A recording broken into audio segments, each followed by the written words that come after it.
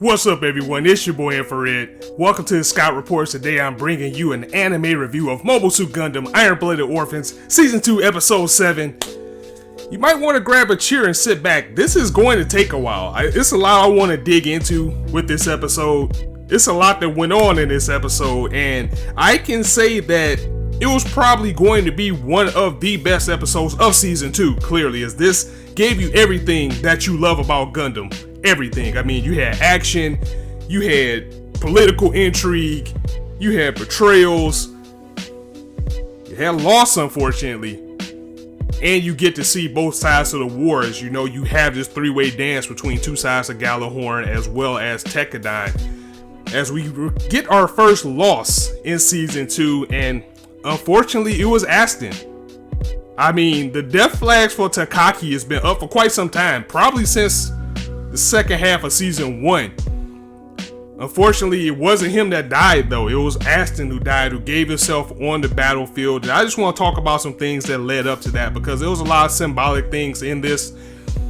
For us to have such a short time with Aston, I know me personally, the way he went out and the things that he represented in this episode definitely, hit a soft note. And it's just the casualties of war. It's just what happens in war. Everybody's out there on that battlefield giving their life, and sometimes no matter who is your opponent, they're trying to get home too.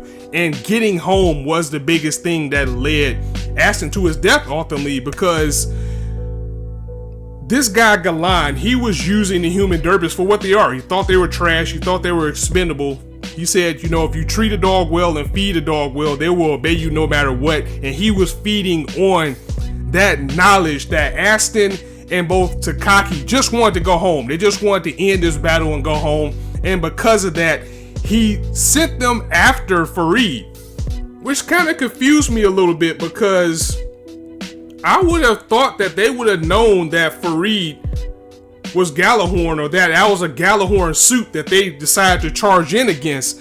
At the same time, it could be possible that they didn't know about the deal between Orga and Farid, because again, remember, the Tekkadan guys were in Mars, but I thought they probably would have known who he was or recognized his suit, or maybe even the colors, if that was a Gjallarhorn member from back from Season 1, but I'm honestly confused about that. But either way, what ended up happening is Galan ended up sending them out saying that's their leader. If you take him out, this is over. You guys can go home. So that's what they did. They decided to charge in at Farid, and unfortunately, it didn't end up too well for them. But let's take a bit to talk about Aston, because again, I do want to dive into the character and his death and how it affects the series and the sacrifice that he made. Now, it looks like we have actually seen Aston before. He was one of those three kids. I don't remember the guy's name who was over the human Derbys back in Season 1 that had Akihiro's brother.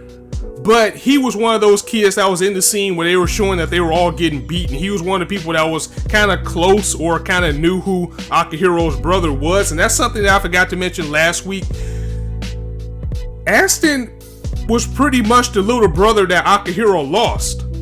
So that's another reason why losing Aston right now is big. And again, he was fueled by that want to get home. And also that he went out protecting Takaki, because they did what they could. I mean, they had a nice battle against Farid, but overall Farid was just too much, and he was overtaken by Farid, and he was run through. Because at the end of the day, this is war. So Farid is like, I'm not gonna die out here. If you're gonna try to kill me, then you're just gonna have to go. And he was going in. I mean, he had a little bit of trouble with Aston, but of course, it wasn't anything to worry about. He was just a little bit reluctant because he recognized from the battle strategies that he was going against Tekkadan members. So even Farid was a little bit confused as he asked, children of Tekkadan. It was like, who is ordering you to attack me? Is it your boss, Orga?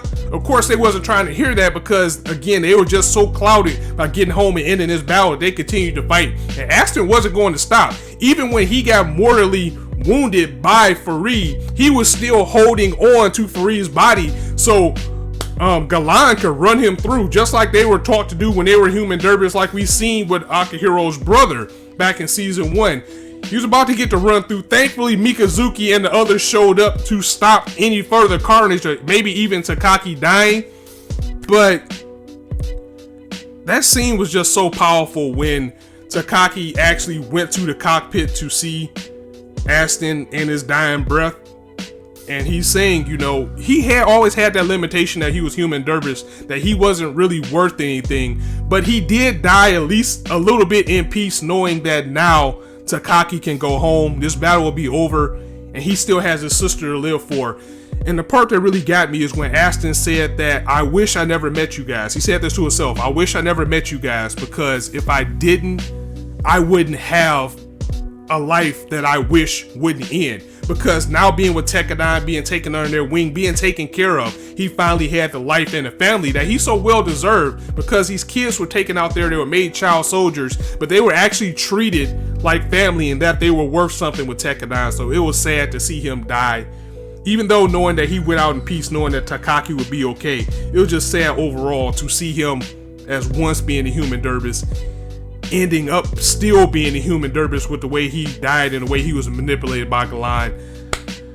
Man, it was just a powerful scene. It was a lot to chew on this episode. That was just a little bit. There's still a lot more that we need to get to. First and foremost, it was so good to see my boy Farid go in the battlefield. Long as I waited to see this man in action, to see him doing this thing with his dual swords, flipping around, taking people out again. Unfortunately, he had to take out Aston, but in his battleground, it's kill and be killed. So I can't really fault him for killing Aston. And it kind of affected them too, because they do have this partnership with Tekkadan. And like I said last episode as well, I kind of feel a little bit better about Farid as a character overall. I kind of see him more now as Zek Marquis from Gundam Wing, as a person who will ultimately end up being their ally. He definitely, by the end of this episode, you can see that happening, versus somebody who can turn on them. I don't think that's going to happen now. I think at this point it'll have to be something really big for him to stab Tekkadan in the back at this point. I kind of take that back. I do feel better about him, although, you know, I still don't completely trust Farid, because the only reason he even moved in at all is because his reputation is on the lines. He says, we can't let this mayhem go on for much longer. The snakes up in the moons are laughing at me. So he only really moved in to protect his reputation and to keep his position strong for Gjallarhorn as he's fighting this battle with Rustal. But again, I do feel a little bit better about him as being an eventual ally. But back to the battle at hand. Raditz, of course, Mr. Raditz set this all up, and he got his just desserts as well, as he was confronted by Akihiro and Eugene. And once they learned that Aston was dead, that lit a brand new fire under Akihiro. As I say it again, Aston was kind of like the little brother that he lost. He got that little brother and Aston all over again. The two were definitely parallels of each other. And he said, you know what? This Galan guy, he's mine. He's all mine. Leave him to me. And Akihiro needed this fight. He needed it because he didn't really get to avenge the death of his brother. It was Mikazuki who ended up ending that battle last season. And now he's lost somebody else in Aston. So I was glad to see him finally take the stand, go in with that Gundam Gusion, and take out Galan, because he definitely needed to have this fight. And he went in too. I guess we can now call him Guts. I know everybody else has been calling him Guts for a very long time. I mean, he looks just like the guy, but his fighting style and definitely the ferocity that he had in his episode even made me say, damn, this guy is Guts. He straight up beheaded this scum for killing his people, for putting his people through all this hurt. Got his just desserts. And you can see a ship beginning to form between Laughter and Akihiro as well. I mean, of course, we all saw it out there, but as each episode passes by, as she keeps being there to see him change or to try to calm him down in certain situations, it seems like that's becoming more and more reality, which is going to make things kind of weird, since Laughter and the other turbines are in like a harem with their boss. So we'll see how that works out, but I'll be all for those two getting together. We also get a big character level up for Takaki, as well as we can probably say he finally got his feet wet in the war. I know he's always been out there going in on the battlefield, but now he had to make his first decision, make his first meaningful kill, if you will, as Eugene, Akihiro, the turbines, everybody confronted Mr. Raditz. They already beat this dude to death, and Mikazuki is a beast. This dude keeps that strap in that arm sling. He has two things in that arm sling. He always has a gun, and he always has them damn prunes. Those are always in that arm sling. As he was like, why are we even talking to this guy? He betrayed Tekkadan. He tried to get us killed. He stabbed us in the back. He pulled out the gun like, what are we waiting for? Let's just do it. But they were like, no, we can get some information out of him. Let's not kill him yet. Let's see what we can get out of him first. But Takaki actually stepped up and said, I want to talk to him. Because it's all Raz's fault that we were in the position that we were in. So Mikazuki leaves the room and gives Takaki the gun. He said, hey, take him out. Do whatever you need. And everybody else was kind of wondering, particularly the Turbines, they was like, I don't think Takaki has it in his heart to do this. And everybody else, especially Akihiro, they were kind of like, and Eugene, they were like, well, if he does it, he does it. If he doesn't, he doesn't. I mean, he's still going to be the same to us. We're fine with whatever decision he decides to make. And Takaki, he actually kills Raz, and I don't blame him. Raz caused him to lose his friend, and it also caused him to now level up as he sees the harshness of war all over again, and how pretty much, even though, you know, they are working with the Earth Federation, they see how hated they still are from being from Mars. And he's not going to take anything lightly from here. I think this was a big character level up for Takaki. Is now he's going to be just as hardcore as everybody else. Everybody wants to come home, and he's going to do whatever he can to make sure he comes home to his sister. So that was a really big point of the episode. Another good thing about the episode was, well, is the Chocolate Man has returned, as Mikazuki actually showed up to save Farid as well, because Galan was about to run Ashton through, and that would have ran Farid through as well with that blade, but Mikazuki showed up, so he gave him the chocolates. He was like, you know what? I never got to thank you. Call back to season 1, giving him the chocolate, and he was saying, when you showed up and you saved me, you remind me of the legendary person that started Gallahorn. So big ups for that. Nice to see these two together, and I really do hope Farid becomes an ally. I just want to keep seeing him go in, and of course I want to see that Grimgird. I mean, the one that he had today was cool, but I want to see that red demon back on the field. Hashmidi got the reality check that he needed, as he almost lost his life out there being too eager to get into the battlefield, and people kept telling him, especially Mikazuki, not to rush in.